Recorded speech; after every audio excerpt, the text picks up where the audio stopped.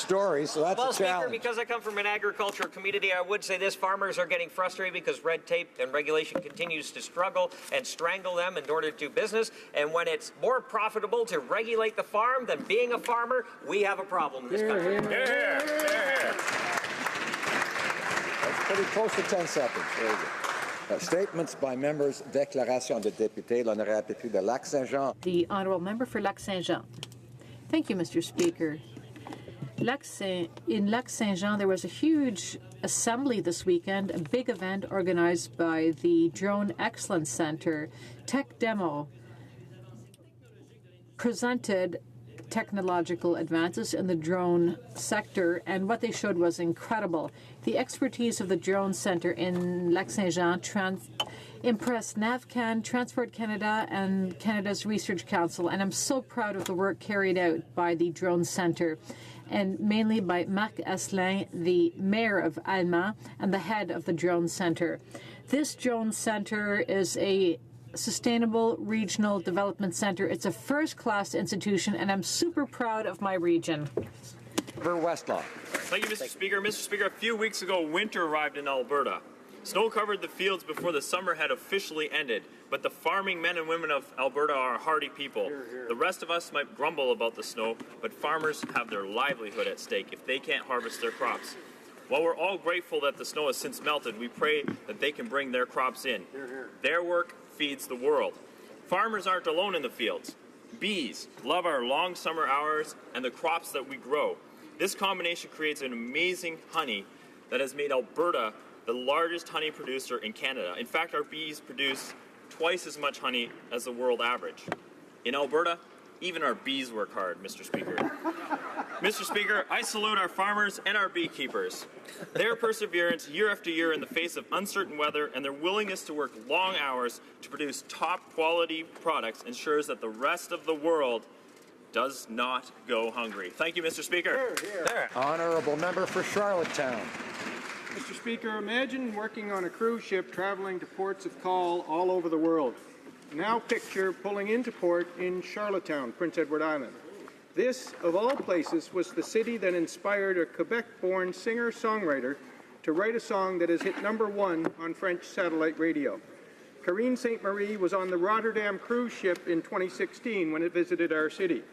It was on a beautiful fall day where she found inner peace and the motivation to write a song called Charlottetown. La chanson décrit. The song describes how Charlottetown helped her to rid her of her demons and make peace with her past. It was a song about going home and finding one's way. Tomorrow night, Karine will be back in Charlottetown to play at the Cool Moon Festival.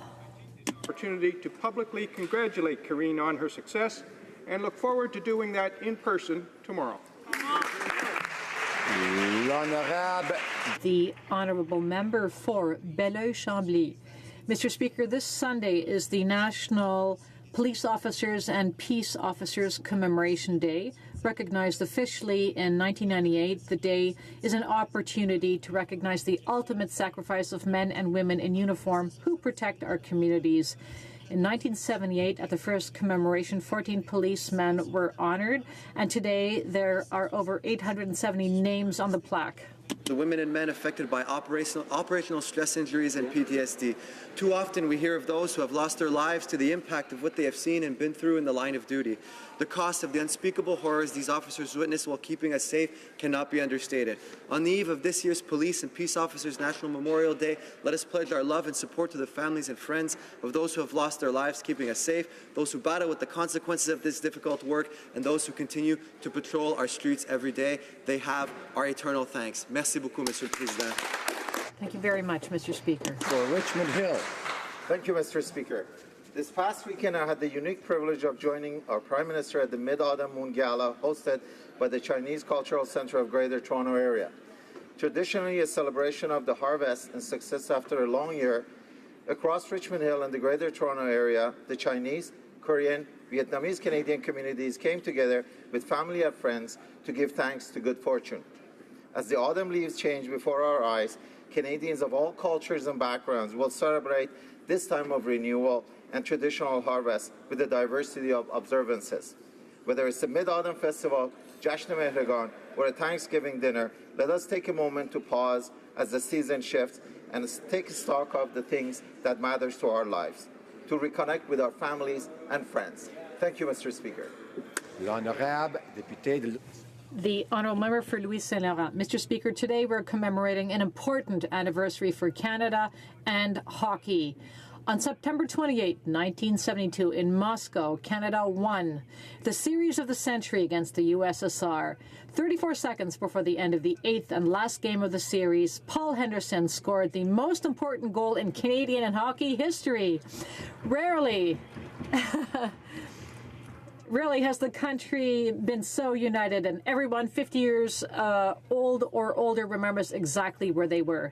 The stakes were high. It was the middle of the Cold War, and Canada had to show that we were the best in hockey. Remember, the Russians said, "We'll show you how it's done." And in the end, we learned to respect and admire the Russian speed, their passing game, and their teamwork. But we also learned humility, and that's what we should remember. The milestone in Canadian and hockey history. And maybe the House of Commons is not the right place to say that. But as a Canadian and as a proud hockey fan, I heard the Hockey Hall of Fame to welcome Paul Anderson, the author of the most important goal in Canadian history. Yeah.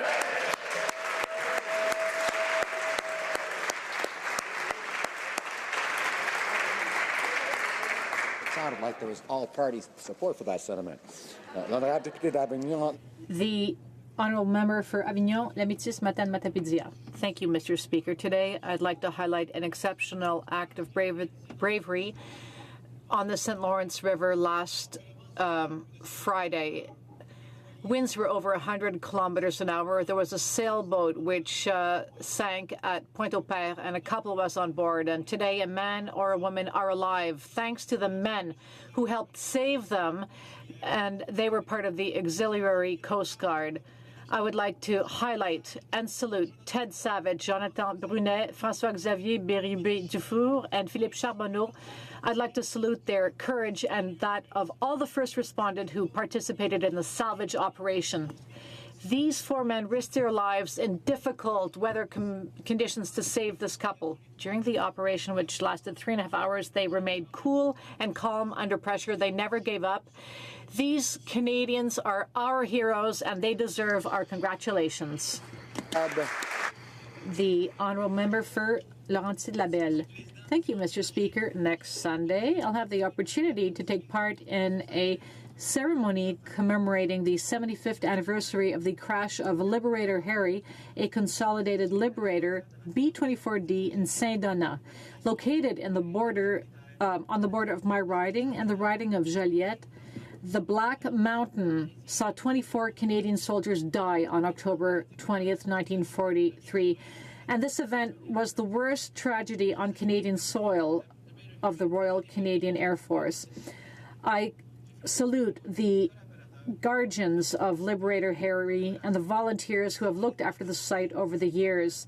Congratulations to André Godet and his helpers for taking by helicopter the volunteers to the top of the mountain. Our deepest respect goes to the families and the descendants of the victims, and we have a duty to remember all the aviators and soldiers who've served our country. Melville. Mr. Speaker, I'm proud to rise today to congratulate two incredibly hard-working charitable organizations in my riding of Yorkton Melville. The Health Foundation of East Central Saskatchewan and the Esterhazy District Charity Golf Classic have raised millions of dollars for local health care and have both recently held very successful events. In July, the Health Foundation of East Central Saskatchewan raised almost $39,000 in one weekend at the second annual Rhythm and Ribs event. This fundraiser and others like the Gala, the Radiothon, and Farming for Health help purchase medical equipment in area hospitals and healthcare facilities. Earlier this month, the Esterhazy District Charity Golf Classic was held in my hometown of Esterhazy, Saskatchewan. This was the 18th year for the golf tournament, which has been fundraising for a new hospital there. This year's event brought in $205,000, bringing the 18-year total to more than $3.5 million raised from this tournament alone in my community. Congratulations to all involved in these two great charities. The honourable member for Ottawa West, McKeon. Mr. Speaker, September 28 has been recognized around the world as the International Day of Action for Access to Safe and Legal Abortions. According to the World Health Organization, about 25 million unsafe abortions are carried out every year throughout the world, and it is estimated that 47,000 women die each year following complications. Government supports women's sexual health and reproductive rights, and we are unequivocally opposed to reproductive coercion in all its forms. We adopted a feminist international assistance policy that defends the rights of women and girls, and we are working closely with local women's groups, particularly in the areas of sexual and reproductive health, to ensure that the world's most vulnerable are protected and treated with the dignity they deserve. Today, I thank all the organizations around the world who are working hard to defend and protect women's reproductive rights. Thank you, Mr. Speaker. L'honorable député. The honourable member for Lac-Saint-Louis. Intellectually handicapped will celebrate its 60th anniversary with a block party at its historic building in Pointe Claire in my riding of Lac-Saint-Louis.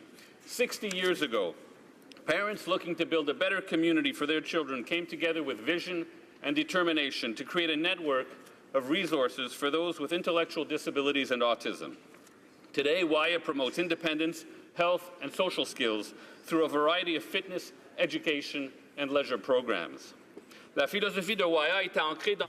WIA's philosophy is based on deep respect for the principle that disabled people are full of potential for growth and development by living in their community. Who said, when we love and respect people, revealing to them their value, they can begin to come out from behind the walls that protect them. Happy birthday, WIA. Congratulations on 60 years of fostering hope and inclusion. The honourable member for Kitchener-Conestoga. Mr. Speaker, recently the government of Nigeria successfully negotiated the release of 110 girls from Boko Haram.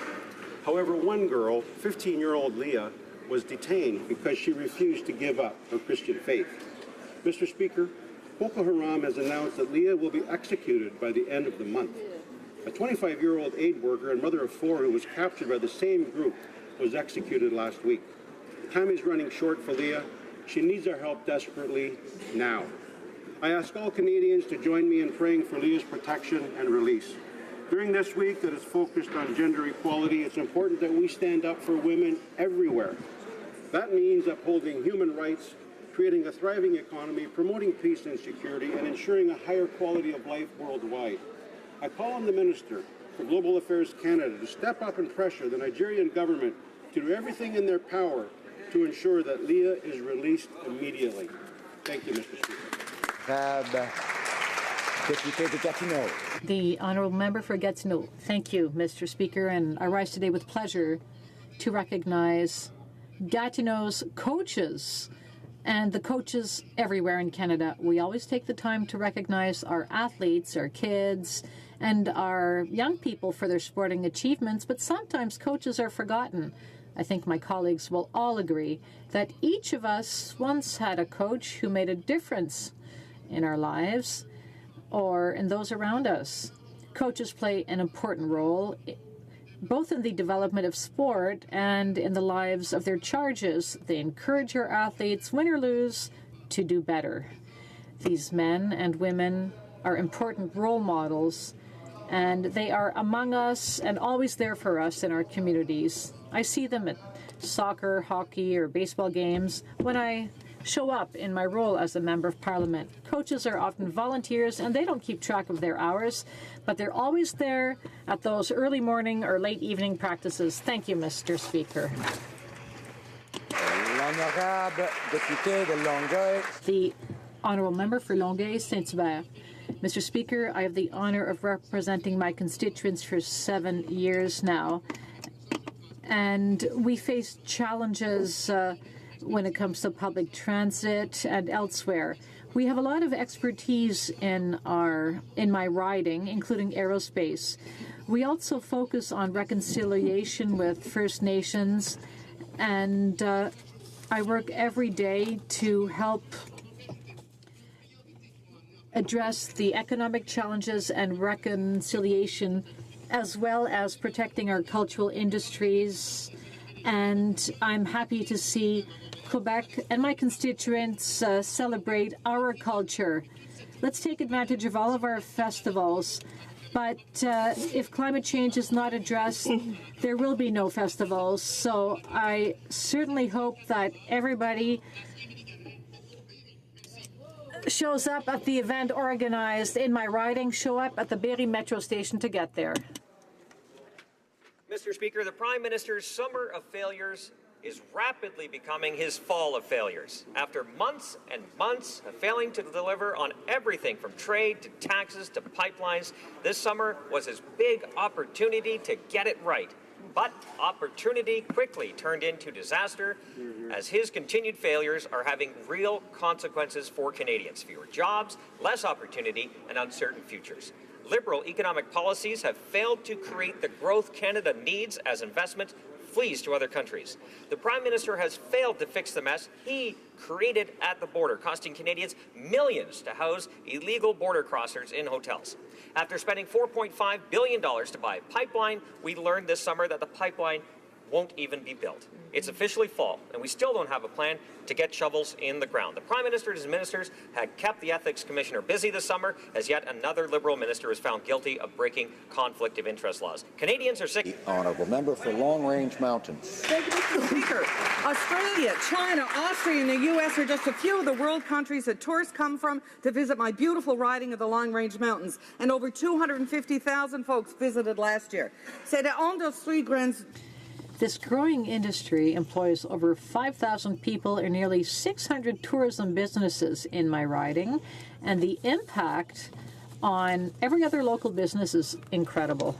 Have a problem. They didn't give themselves enough time to explore. So you can start at the tip at Kerpoon Island, go along the Viking Trail, the Main River Run, the Humber Valley, Bay of Islands, Port to Port, Codroy Valley, the Granite Coast, down to South Island of Ramia. 3 of Destination Canada's signature experiences have homes in my riding. Visit the World Nescu sites at Lansa Meadows, Grossmore National Park, and don't forget Port au Choix National Historic Site. The tourists viennent explore. All year long, tourists come to explore my region, so I'd like to thank the entire world for coming and to keep on doing so. Here. Questions orales, oral questions. The Honourable Opposition House Leader. When the Liberals took power in 2015, Tory Stafford's killer, Terry Lynn McClintock, was behind bars, locked up in a prison. Today, this murderer is at a scenic healing lodge surrounded by nature. Even worse, according to the Commissioner of Corrections, children regularly stay at this lodge. Here's a simple fact. Child killers should not be around children. Will the Liberals take action and put this killer back behind bars? Honourable Parliamentary Secretary to the Minister of Public Safety. Mr. Speaker, our hearts go out to the family of Tory Stafford and for the loss that they endured and have lived this last 9 years. The Minister of Public Safety has asked the new Commissioner of Corrections to fully review the placement decision made by her predecessor in order to ensure that it followed all the policies and procedures currently in place and to contain that these policies remain appropriate. Thank you, Mr. Speaker. Honourable Opposition House Leader. Mr. Speaker, the Public Safety Minister has the ability and the authority to reverse this decision and put policies in place to ensure that this never happens again. Now, Mr. Speaker, children are present at these healing lodges because the healing lodges are meant for offenders who are actually being reintegrated back into our society. Tory Stafford's killer is not even eligible for parole until 2031. She's not being reintegrated back into society. Now, I know the Liberals are stuck on their talking points defending killers, but, Mr. Speaker, will they stand up for the rights of victims and for justice and do something to put this individual back behind bars? Honourable Parliamentary Secretary. Mr. Speaker, Section 28 of the Corrections Act says that inmate placement decisions must be made by Correction Services. That act was created in 1992 by a Conservative government, and Section 28 was last updated by the Harper government. As much as he might like to, the Minister of Public Safety cannot simply overrule laws, including those created by a Conservative government. Thank you, Mr. Speaker. Opposition House Leader. Well, Order. Mr. Speaker, that's weak and that's ineffective because there are actually precedents from our Conservative government where the Minister of Public Safety reversed decisions. But the difference is it was Conservatives who stand up for victims, not hug-a-thug Liberals who are always defending the rights of criminals. Now, Mr. Speaker, the Liberal summer of failure, most Canadians are worse off after it. But you know what? There are a few winners. Terrorist Omar Khadr living large on an additional $10.5 million. Cop killer Chris Garnier getting veterans benefits. And now Terry Lynn McClintock upgraded to a healing lodge. How come the only people doing better under this Liberal government seem to be murderers? Honourable Parliamentary Secretary. Mr. Speaker, as I already mentioned, the Minister of Public Safety has asked the Corrections Commissioner to do a review and to make sure that the current policies and procedures were indeed followed, and to determine whether those policies and procedures are still appropriate. Mr. Speaker, we will await the findings of the Commissioner. Thank you. L'honorable député de Louis Saint-Laurent. The Honourable Member for Louis Saint-Laurent. Mr. Speaker, I'm going to talk here about plain common sense. Plain common sense. Canadians want to see convicted killers behind bars. Now, this is something that outrages all Canadians. Here's a woman who was transferred to a healing lodge. No common sense there. She has her own bedroom, bathroom, kitchen, and living room. There is no plain good sense there. Now, when the minister can reverse the decision, when will he do so? The decision to change the security classification of this particular inmate was made in 2014 under the previous government. That inmate was determined to be medium security, and she remains in a medium security institution. Thank you, Mr. Speaker. The Honourable Member, Mr. Speaker, the power to do this exists, to change the unacceptable. Now, at one point, a Liberal minister did this. There was a killer convicted of killing a police officer who was put in one kind of prison, but they put an end to it, and he is now Minister of Agriculture. Can the Minister of Public Safety not be inspired by what the Minister did in 2011? Speaker, regarding that transfer of an inmate in 2001 and the subsequent decision to transfer the inmate to another institution, the then Solicitor General told this chamber, quote, "The decision was made by Corrections Service Canada after evaluation to transfer him to another institution." End quote. As Stephen Harper's former Minister of Public Safety said, "I do not control the security classification of individual prisoners." Thank you, Mr. Speaker. The Honourable Member for Berry-Chambly. Mr. Speaker, we know that CSIS has been spying on environmental groups simply because they're opposed to the oil industry shenanigans. Organizations pressing for better environmental protection are considered as a risk to national security. This also happened under the Conservatives. How can the government justify having spied on Canadian citizens, and how can wanting to save the environment threaten national security? The Honourable Parliamentary Secretary. Government vigorously defends the rights of all Canadians to peaceful assembly and demonstration. In 2017, the Security Intelligence Review Committee investigated and dismissed the complaint at hand in this matter, finding that CSIS had not acted outside of its mandate and that its activities were reasonable and necessary. As the federal court is reviewing this decision, we cannot comment further at this time. Thank you, Mr. Speaker. The Honourable Member. That are being referenced, this government's trying to keep those shared behind closed-door deliberations. Non seulement c'est troublant que le SCRS... Not only is it disturbing that CSIS has spied on these people, but they have shared information with the National Energy Board and even some oil companies. And the government is trying to hide all this and keep it behind closed doors. They talk about transparency when they came to power. What does the government have to hide? Why does this have to happen in secret? Mr. Speaker, we've introduced national security legislation that will clarify once and for all that advocacy, protest, dissent, and artistic expression are not activities that undermine the security of Canada. They are, in fact, hallmarks of a free and democratic society. Unlike the Harper Conservatives who labelled protesters as foreign-funded radicals, we recognize that not everyone will agree with all of our decisions. Thank you, Mr. Speaker. Honourable member for Edmonton Strathcona. Mr. Speaker, yesterday, Prime Minister claimed he believes in the rights of all Canadians to peacefully protest, and yet proceedings before the federal court this week suggest the contrary. It's been revealed that CSIS is treating environmental activists as a threat to national security and sharing this information with the National Energy Board and private corporations. Liberals promised to undo Harper's repressive Bill C-51. How then can this government accuse Canadians exercising their democratic rights as a risk to national security? Parliamentary Secretary. Thank you very much, Mr. Speaker. And Mr. Speaker, we are undoing Harper's C-51.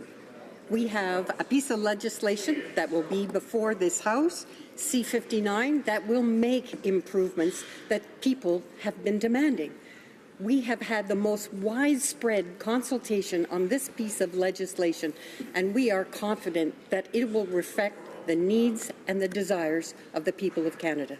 Thank you, Mr. Speaker. Honourable member for Edmonton Strathcona. Mr. Speaker, this is personal, not just for me, but for all Canadians who speak up for protection of their community's health and environment. In the 1980s, Canadians were called un-Albertan for protesting a dam. A utilities board was later shut down when it was discovered that the utilities board was spying on farmers who were protesting a power line. I call on this government to rein in CSIS now before Canadians' democratic rights to protest are further eroded. Hear, hear. Parliamentary Secretary. Thank you, Mr. Speaker. I just want to reinforce what I've said earlier. We have introduced national security legislation which will clarify once and for all that advocacy, protest, dissent, and artistic impressions are not activities that undermine the security of Canada. Mr. Speaker, C-59 was developed with the most extensive consultation we have ever done. It will reflect the needs and desires of the Canadian people. Thank you. Honourable member for Sarnia-Lambton. Mr. Speaker, the national pharmacare consultation that's online that the Liberals are doing doesn't even mention rare diseases. 1 in 12 Canadians has a rare disorder.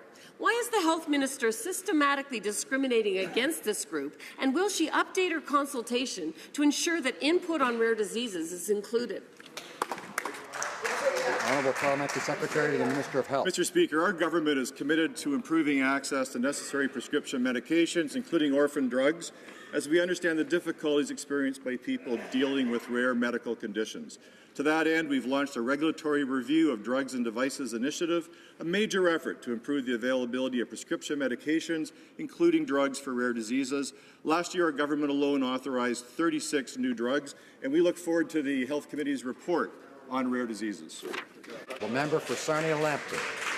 Well, first it was discrimination against people with type 2 diabetes, and then autism, and then multiple sclerosis, and now this. Mr. Speaker, yesterday the Rare Disease Organization testified that the Liberal government has not kept any of their promises on access to drugs for rare diseases. Now they're being excluded from the pharmacare discussions. Why are the Liberals discriminating against people with rare diseases? The Parliamentary Secretary. Mr. Speaker, our government is committed to improving access to necessary prescription medications, including orphan drugs, as we understand the difficulties experienced by people dealing with rare diseases. We're working on improving accesses to orphan drugs, and we have, as I said earlier, launched a regulatory review of drugs and devices initiative, and we encourage people with rare diseases and CORD to work with the implementation of National Pharmacare Council to give advice to the development of those recommendations. Honourable member for Kamloops Thompson Caribou. Mr. Speaker, healing lodges are for criminals who are getting ready to transition back into society. It's job training, it's language, it's culture, and it's household maintenance. Healing lodges are not appropriate for Tory Stafford's murderer, who is not eligible for parole until 2031. Her crimes are heinous and she belongs behind bars. Why can the Liberals not see this? Why can they not act? They're hiding behind a lot of excuses and they just need to actually do something appropriate and take action.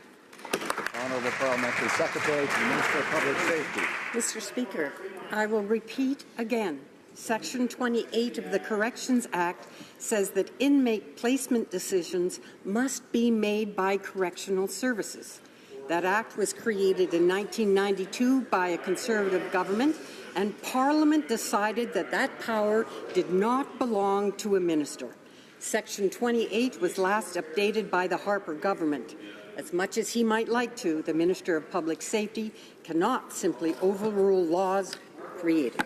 Thank you, Mr. Speaker. Honourable Member for Kamloops Thompson Caribou. In spite of all the money they spent on deliverology, they clearly didn't learn any lessons. We have something here that is absolutely absurd. We have someone that is a murderer who is in a facility where children play. It's been less than 9 years since she committed her offence. So instead of hiding around excuses, other ministers have taken action in other governments. It's time for this government to act. Honourable Parliamentary Secretary. Thank you, Mr. Speaker. All Canadians share the grief and the pain and the family of little Tory Stafford. That being true, Mr. Speaker, the Minister has asked the Commissioner of the Correctional Service of Canada to review this case and ensure that all the policies and procedures that are in place were appropriately applied, and he has also asked her to review to make sure that these policies and procedures remain appropriate. Thank you, Mr. Speaker. Député de Beauport, Côte-de-Beaupré. The Honourable Member for Beauport, Côte-de-Beaupré, Île d'Orléans, Charlevoix. Mr. Speaker, the Canadian Victims' Bill of Rights has supra-constitutional status and includes the principle of a right to information for victims and their families. It is unacceptable that the parents of Tory Stafford were informed after the transfer when they should have been before the transfer. This terrible fiasco only adds to the family's pain and trauma. Will the Prime Minister shoulder his responsibility and cancel the transfer of this criminal, yes or no? Thank you very much, Mr. Speaker. It's important that we understand what the requirements are, what the policies are, what the legal actions available to all members, ministers, and members of government. Now, Section 28 makes it quite clear that the authority to correct, to make a different placement decision rests with the corrections services. That power does not belong to a minister. Thank you, Mr. Speaker. The Honourable Member for Perth Wellington. Mr. Speaker, Terry Lynn McClintock pled guilty to the first-degree murder of 8-year-old Victoria Stafford of Woodstock. She was 8 years old. Now, McClintock is being transferred from a prison with bars and razor wire to a healing lodge. A healing lodge where the Commissioner of Corrections has confirmed there are children present. Every Liberal on that side knows this is wrong. Will the Prime Minister reverse this decision? Honourable Parliamentary Secretary. Mr. Speaker, the Minister has asked the Commissioner of the Correctional Service of Canada to review this case to ensure that all decision-making was properly done in accordance with the law and long-standing policies that stretch back more than a decade. To correct the public record, I want to confirm that CSC's correctional facility has both minimum and medium security capacity. This particular offender was classified as medium security back in 2014. Thank you. The Honourable Member for Abitibi, Témiscamingue. Mr. Speaker, whenever I'm in my riding, entrepreneurs talk to me about the contortions they have to perform to avoid closing stop because of a lack of manpower, despite cutting business hours, wage hikes, trying to recruit abroad. They see no light at the end of the tunnel. They will see their investments wiped out. What are the Liberals going to do about this? The Secretary to the Minister of Finance. Thank you, Mr. Speaker, and I appreciate the question. The fact remains that Canada and our government is firmly focused on investing in small businesses and ensuring we create a competitive economy for entrepreneurs to grow. What we've done is we've lowered taxes, we've lowered small business taxes, we've lowered taxes on the middle class. The Minister of Finance pointed out yesterday that we've had 8% growth the last 6 consecutive quarters of business investment. Our government is making investments to ensure that Canadian businesses thrive. Honourable member for Timmins, James Bay. Speaker, the Liberals fought the Human Rights Tribunal over 4 non-compliance orders, ignored an order of Parliament to flow funds to the underfunded child welfare, and the price of that delay was the death of 12 children in the broken foster care system in Ontario. I encourage this government to read that report. It's a damning indictment of children being disappeared into a gulag of hopelessness. And the report shows that Indigenous children are still suffering systemic negligence in areas of underfunded education, lack of mental health services, even protection from abuse. Doesn't this government understand that the primary responsibility of a nation is to protect its children? Honourable Parliamentary Secretary, Minister of Speaker, the overrepresentation of Indigenous children in the child welfare system is a humanitarian crisis. Our government is reforming the current broken system that takes far too many Indigenous children into their care. We are providing funding to First Nations child and family services agencies based on actual needs with an emphasis on prevention. We are working with our partners to transform the delivery of Indigenous child welfare so that it is community-directed and focused on prevention. Bravo. Honourable member for Calgary-Mindapore. Mr. Speaker, a person who is convicted of murdering a child deserves to be behind bars. That's right. A judge sentenced Terry Lynn McClintock to be behind bars until 2031 for the brutal murder of 8-year-old Tori Stafford. Instead, she's being held at a lodge that doesn't even have a fence. Will the Prime Minister use the power he has to correct this wrong? Honourable Parliamentary Secretary to the Minister of Public Safety. Thank you, Mr. Speaker. Our hearts do go out to the family of Tori Stafford for the loss that they endured. And the Minister of Public Safety has requested that the Commissioner of Corrections do a review of that placement, make sure that all policies and procedures were followed, and to ensure that the policies and procedures in place are indeed appropriate. The offender is currently housed in a correctional institution equipped to provide programming in a medium security environment. Thank you, Mr. Speaker. Honourable member for Calgary-Mindapore. We ended pizza parties for criminals, and they can't even keep a child killer behind bars. Mr. Speaker, the prison system reports to the Minister of Public Safety. Terry Lynn McClintock needs to be behind bars and not surrounded by razor wire, not surrounded by trees and children. The minister has the power to reverse this decision. When will he? Honourable Parliamentary Secretary.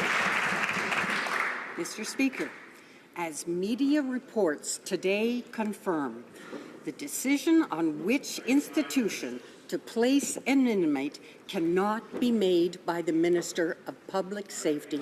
It must be made by Corrections Services Canada. Thank you very much, Mr. Speaker. Order. The honourable member for Calgary Heritage. Mr. Speaker, this summer the Prime Minister failed to get construction started on the Trans Mountain Pipeline expansion. Failed. He could use legislation to deliver this pipeline, but instead he's content to claim helplessness in the face of the forces lined up against it and to allow the project to sit idle. Since the Prime Minister has no plan, will he commit today to adopting the step-by-step path presented by the leader of the Canada's Conservatives and finally get this project built? Honourable Minister of Natural Resources. Mr. Speaker, we are and will continue to work hard to make sure that projects such as Trans Mountain Pipeline expansion move forward in the right way. What the honourable member is proposing is the failed policies of the Harper government that did not get a single pipeline built to expand our global non-U.S. markets. We are going to do things differently. We are going to engage with Indigenous peoples to make sure we are respecting the right to be constitutionally consulted in a meaningful way, and we're going to take action on the environment. Bravo. Thank you, Mr. Speaker. Honourable member for Halliburton, Kawartha Lakes, Brock. Mr. Speaker, Alberta Oil and Gas supports more than 1,000 Ontario businesses. More than 69,000 Ontarians have Alberta Oil and Gas to thank for their jobs. Ontario construction companies, manufacturing, technology firms, hospitals and schools all benefit from Alberta Oil and Gas. A healthy domestic energy sector is estimated to provide $50 billion in revenue to Ontario over the next 20 years. Ontario wants a plan to build this pipeline.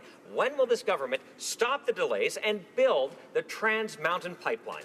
Honourable Minister of Natural Resources. Mr. Speaker, we know that Canada's energy sector has been a source of well-paying middle-class jobs and will remain a source of well-paying middle-class jobs for decades to come. That is why we're working really hard to expand our global non-U.S. market so we can get better price for our natural resources, so we can create thousands of jobs that are lacking because of the failed policies of the Harper government that failed to build a single pipeline to non-U.S. markets. We will do it in the right way, Mr. Speaker. Member for Courtenay Alberni. Mr. Speaker, Sean Bruyere is a decorated veteran and a strong advocate for veterans in Canada. For their contributions and sacrifices, all veterans and their families deserve to be supported and treated with respect by their government. Yet when Mr. Bruyere presented estimates to this government, the minister attacked his character and called it a mistruth. The minister's own staff told him that Mr. Bruyere's comments were accurate and his estimates were confirmed by department documents. My question is simple, Mr. Speaker. Will the minister stand in this House right now and apologize to Mr. Bruyere? The Honourable Parliamentary Secretary to the Minister for Veterans Affairs. Thank you, Mr. Speaker. We assure that veterans and their families know what programs are available to them. That's why it's so important to explain what the life pension includes, and that's why our minister held more than 42 public consultations in order to get the message out on the lifetime pension. I can tell you that the results are excellent, Mr. Speaker. The Honourable Member for Abitibi-Témiscamingue. Mr. Speaker, as the Prime Minister acknowledged himself, it's unacceptable for women veterans, especially francophones, are not receiving the same level of services as men. If we launch major campaigns to encourage women to join the Army, if we ask women veterans to talk about subjects as difficult as assault or harassment that they may have been subjected to in the forces, does the government not understand that immediate action must take place to ensure that services are provided in both official languages? The Honourable Parliamentary Secretary. Thank you, Mr. Speaker. I'd like to thank my colleague for raising the subject. Gender equality is very important for us, and whether it's 10 or 10,000 requests, all veterans are eligible for receiving the same provisions, Mr. Speaker. Thank you very much. North Burlington. Thank you, Mr. Speaker. Our economy is booming, and a key factor in this economic strength is our immigration program. Our government understands that a strong and smart immigration system supports our economy, creates Canadian jobs, and fills labour market needs. In my riding of Oakville, North Burlington, we see workers and entrepreneurs like Ancilla Ho Young, who have immigrated to our country, making positive contributions to our society. Can the minister expand on why immigration matters to Canada's economy? Good question. Well, Minister of Immigration. Merci à la députée. I'd like to thank the member for her question. I traveled from Halifax to Coquitlam and from Drummondville, Quebec to Whitehorse, Yukon. With an aging population, labor shortages that I was able to witness all across our country, we've responded as a government by introducing an immigration program, a responsible program that will ensure measured growth and a responsible rate of growth. Our programs are simply attracting the best and the brightest talent from around the world. As a government, we'll continue to ensure that we create good middle-class jobs for Canadians and a good economy. The honourable member for Yorkton Melville. Mr. Speaker, for outraged veterans and the victims' family, there's been no explanation by the Minister of Veterans Affairs that in any way justifies providing Christopher Garnier with veterans funding to treat PTSD that resulted from his brutal, deliberate killing of Officer Catherine Campbell. Catherine's family is looking for this part of their nightmare to end, and the only way for that to happen is to stop paying veterans benefits to Christopher Garnier. On behalf of the victim's family, will this minister do the right thing? Honourable Parliamentary Secretary. Our hearts go out to the family of Constable Campbell. We review the finding and direct the department to ensure the service received by family members of veterans are related to the veteran service, and when they are not, that the case be reviewed by a senior official. Address its policy, its relations to providing treatment to family members under extenuating circumstances, such as convictions of a serious crime. This will ensure we continue to support veterans and their family who needs help. The honourable member for Souris Moose Mountain. Mr. Speaker, I have a constituent who's been waiting for over a year for his disability claims to be processed by Veteran Affairs. Dylan, a veteran, honourably and faithfully served our country. Yet Christopher Garnier, a convicted murderer who never served a day in his life, continues to get his private PTSD therapy covered by Veteran Affairs. PTSD that was caused by murdering Constable Catherine Campbell.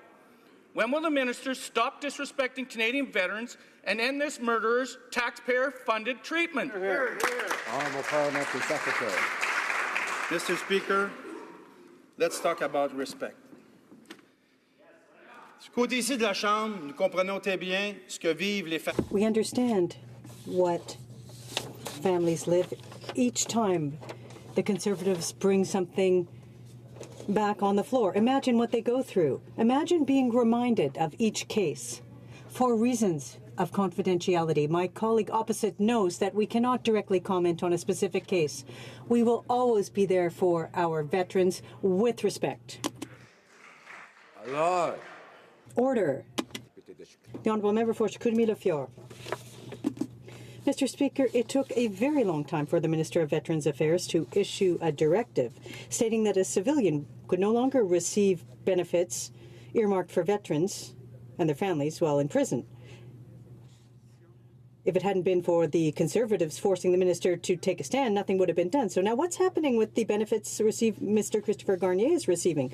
When will the minister take charge, show leadership, and cancel those benefits?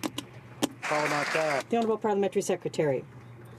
Mr. Speaker, our hearts go out to the Campbell family. Once again, Mr. Speaker, allow me to take this opportunity to say that this petty politics lacks sensitivity. It's a lack of compassion for the families.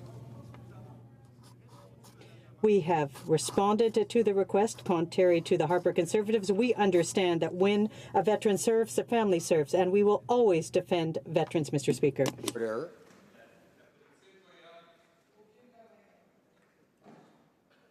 The honourable member for Durham. Mr. Speaker, the Minister of Veterans Affairs refuses to apologize to a veteran that he personally attacked. The minister's own department confirms that Sean Brouillet is right about the Liberal broken promise on pensions.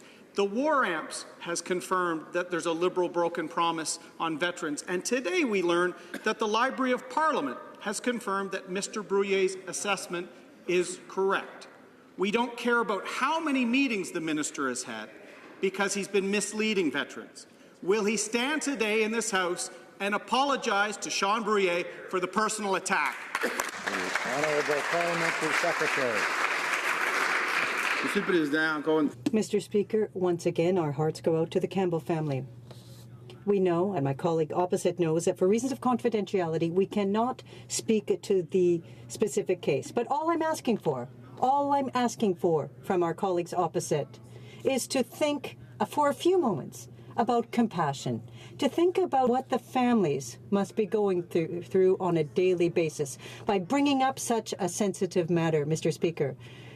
I'd like to see them show a little compassion for our veterans, Mr. Speaker. I've heard a lot from the member for Barrie Innisfil, and he hasn't had the floor. I'd ask him to restrain himself and not to interrupt and to wait till it's his turn, which will come eventually, I'm sure. The member for Kootenay, Columbia. A Narwhal investigation recently revealed the Liberals have broken their promise to stop muzzling Canada's scientists. A Parks Canada biologist said he was, and I quote, painfully aware of the agency's restrictive treatment of the media. Reporters are finding that their interviews with employees are highly scripted and can take a lot of time to organize. Canadians need to know that scientists can, as the Minister has said, speak freely about their work to the media and to the public.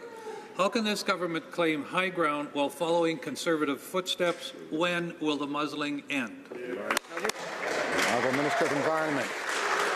Thank you, Mr. Speaker. Let's be very clear that we believe our scientists should be out there. They should be talking about the science, and we need to hear their voices. I've always been clear about that with my portfolio with Parks Canada, the Canadian Environmental Assessment Agency, and in Environment and Climate Change Canada.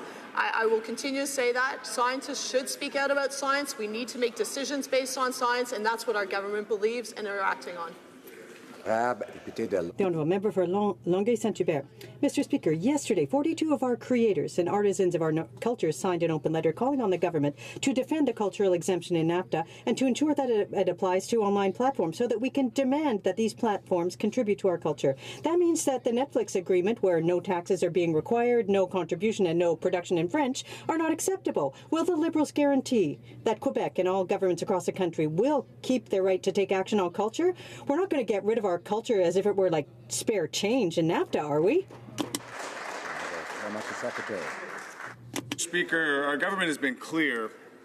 The cultural exemption must stand within a renegotiated NAFTA. The Prime Minister has stated it, and I'm repeating it today. Protecting our creative industry means protecting our culture. It means protecting a $53.8 billion industry representing over 650,000 quality jobs for middle-class Canadians. We'll defend our cultural sovereignty and the cultural sector within a future deal because it's the right thing to do for Canada. The Honourable Member for Portneuf-Jacques-Cartier. Mr. Speaker, the government is holding Canadian companies hostage and making consumers pick up the tab.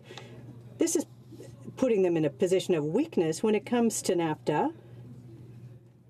Now, there's a company in my riding that owns facilities in the States and has to pay a 10% surtax to export product back to its own company, and consumers are picking up the tab. Why is this government not respecting Canadian companies? Why are taxpayers having to pick up the tab for the government's amateur approach? The Honourable Parliamentary Secretary. Mr. Speaker, we understand that these illegal measures have created serious challenges for Canadian businesses and workers. But as you know, that is why we have made available $2 billion to defend the interests of workers and companies in Canada. That includes an extension for work-sharing programs, funding for training, funds to enhance competitiveness, and corporate support for them to diversify their exports. Thank you very much, Mr. Speaker. For Central Okanagan, Similkameen Nicola. Mr. Speaker, the Liberals are targeting Canadian small businesses yet again. And for what reason? For being small. They're refusing to allow firms with under 200 employees to apply for tariff relief. This means small businesses are being forced to either eat those costs or raise their prices on Canadian consumers. Now, the Liberal plan on tariffs is to redirect that money, Mr. Speaker, to the large firms with the high-priced lobbyists. Why are Liberals ignoring small business owners who are hardest hit by these tariffs? The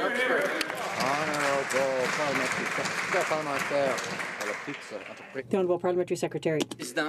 Mr. Speaker, as the son of someone who owned an SME, I understand the impact of government action on the economy for our companies. And that is why we have launched innovative programming and solutions which are designed to support research and startup development. Mr. Speaker, for the Conservatives, supporting small business meant putting more money into the pockets of millionaires who don't need it. We believe that tax cuts will benefit companies, small and medium-sized companies, because they... It's over, it's over. You're done, you're done.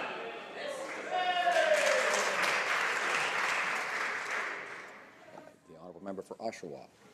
Mr. Speaker, millions of jobs depend on the survival of NAFTA, and Oshawa's auto sector is worried that no deal will result in catastrophic job losses. Last year, RBC Economics reported that 500,000 jobs alone are vulnerable if NAFTA fails, and the Canadian Automotive Dealers Association has suggested an additional 100,000 jobs could be lost in Ontario if the U.S. imposes auto tariffs on Canada. Mr. Speaker, will the Prime Minister confirm that Canada will be exempt from auto tariffs should no deal be reached by this week? Honourable Parliamentary Secretary for Canada-U.S. Relations. Mr. Speaker, let's talk about some economic facts. Here's one. In July, Canada's exported a record high of more than $51 billion, supporting millions of middle-class jobs. We had the highest GDP growth in the G7 in the last year. Excellent. And we've created over 500,000 jobs since coming into power. We're working to build on those record exports by getting the right deal for NAFTA. And we're committed to defending our national interest. Thank you, Mr. Speaker. Honourable member for Egmont. Order. Mr. Speaker, this government has made strong science-based decision-making one of its priorities. This was first demonstrated to Canadians when the government re-established the position of Chief Science Advisor to Canada, which the Harper Conservatives got rid of. What else has our government been doing to ensure that science-based decision-making continues to be a priority? Honourable Parliamentary Secretary to the Minister of Fisheries. Order. Mr. Speaker, I'd like to thank that upstanding member of Parliament from Prince Edward Island for that excellent question. Some of the many highlights of Budget 2018 include $210 million for the Canada Research Chairs Program, $1.2 million for granting councils. But, Mr. Speaker, there's more. Recently, our Ministers of Fisheries and Oceans and Environment and Climate Change announced the establishment of new departmental science advisor positions. These science advisors will play an important role in supporting quality scientific research within the federal departments that will help ensure government science is fully available to the public. Thank you, Mr. Speaker. Honourable member for Peace River Westlaw. Mr. Speaker, last spring, I went to Washington and I stood with victims of sex trafficking as they celebrated the major passing of FOSTA SESTA in Congress, removing the existing immunity for companies who knowingly profit off sex trafficking. Now tech companies are lobbying the U.S. government to bring back sex trafficking immunity provisions to NAFTA and with the negotiations in Canada. Can the government confirm that the Canada-U.S. trade deal will not import the ability for companies to legally profit from sex trafficking? Thank you, Mr. Speaker. Honourable Parliamentary Secretary. This House that this government takes the issue of sex trafficking and trafficking in general with the utmost seriousness. We will always address this issue with the utmost concern. We will take the members' comments into consideration with respect to our negotiations, both with what we are doing domestically and with what we are doing internationally. There's a report coming through from the Standing Committee on Justice on human trafficking, including sex trafficking, and we await eagerly the results of that committee's recommendations. Thank you, Mr. Speaker. Honourable member for Northumberland, Peterborough South. No, I don't think so.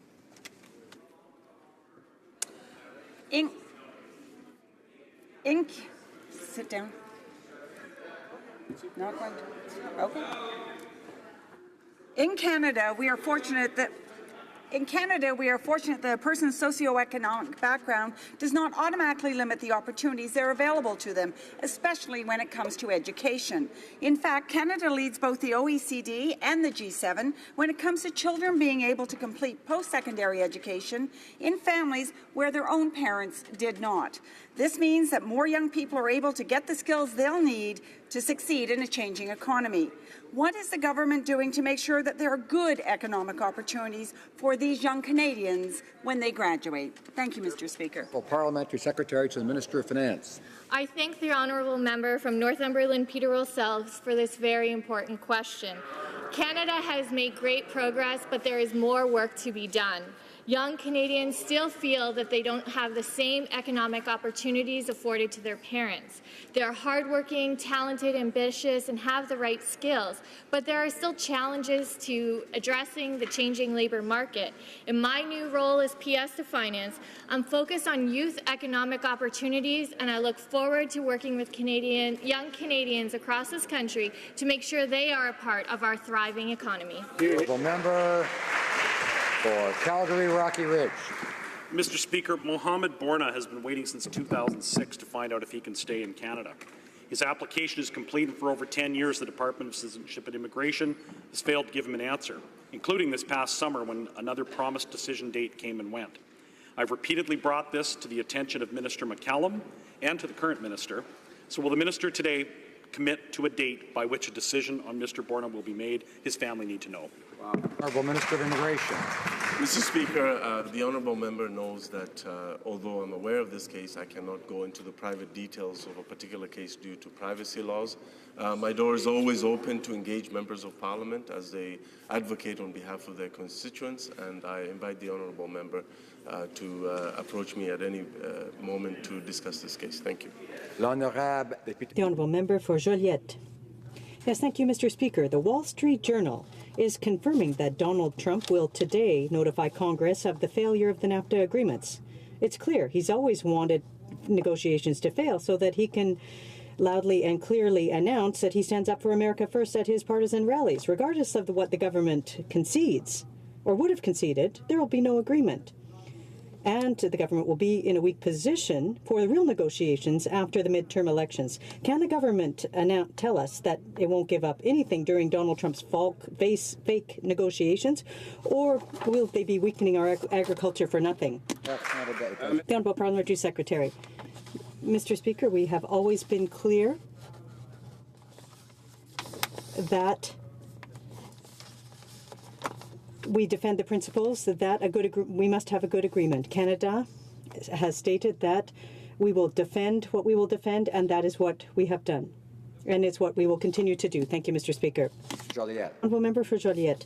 But, Mr. Speaker, for months now, the government has been telling us that it's prepared for any outcome at the NAFTA negotiations. For months, it's been telling us that it has a plan to protect the interests of people, regardless of whether the negotiations lead to an agreement or fail. But we've still not even seen a glimpse of that plan. Quebec workers, Quebec companies are all worried. Now that we see Donald Trump wants a crisis instead of an agreement, could the government tell us what its famous plan is all about? Parlementaire. The Honourable Parliamentary Secretary. I thank the Honourable Member for the question, and I can give some figures to the member. We hit record levels of exports. This affected Quebec. We are focusing on our accomplishments. We want to achieve a good NAFTA agreement for Canadians. Of course, we are going to be defending our national interests, and we will only sign a good agreement for Canada, not just any agreement. Thank you, Mr. Speaker. The Honourable Member for Repentigny.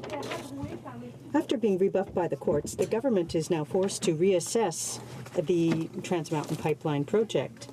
But the government will be both judge and jury, and is in a position of conflict of interest. The government bought the pipeline. The government's promising in the House that the project will go ahead and be built. The government's limiting the reassessment to 22 weeks. And meanwhile, the CEO of Trans Mountain has stated publicly that groundwork will start next summer.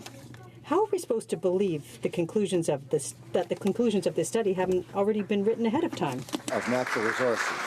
Mr. Speaker, we have a clear plan, and we have instructed the National Energy Board to reconsider its recommendations, taking into account the effect of the project-related marine shipping on this. Second, we will be presented to NEB all the work that has been done by the government on protecting the ocean as well as coastal communities, and we're going to move forward on this project with proper consultation and a meaningful dialogue with Indigenous Canadians and communities so that we can move forward in the right way. That's excellent. The Honourable Member for Regina Louvain.